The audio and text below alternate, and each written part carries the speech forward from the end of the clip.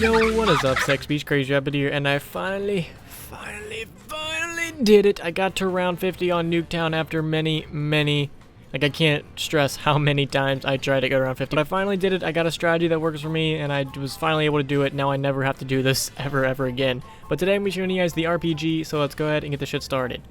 So when I first used the RPG, I was kind of expecting it to be like the Law, but the RPG has a pretty fast fire rate.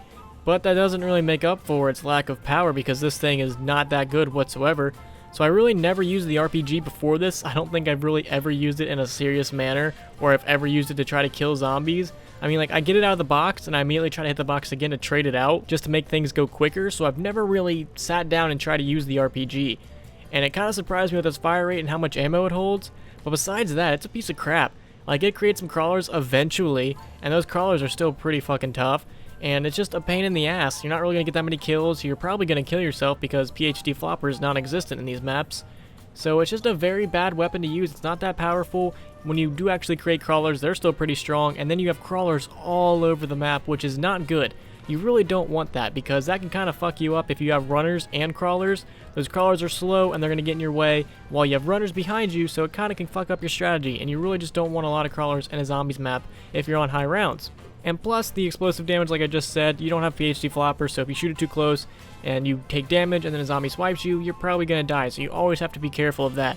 That's just the one thing you got to be careful with the RPG is just how close you're actually shooting at yourself, because I was shooting it pretty far away from me, well, at least I thought I was, and I was actually getting some damage done, which was really weird, so I was like, oh, okay, this is awkward.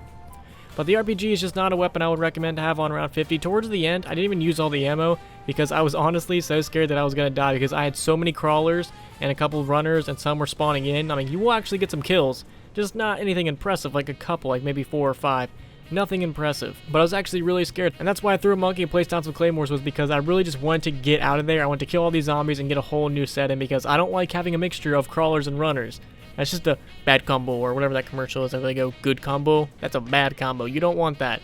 So the RPG is definitely not a weapon I would recommend on round 50. Honestly, I would probably prefer the best explosive weapon, in my opinion, is Mustang and Sally. If we're not talking like wonder weapons or anything, Mustang and Sally is probably the best explosive weapons I can recommend to have on round 50. So thank you guys so much for watching, and if you guys could, please leave a like and subscribe if you're ready. Peace.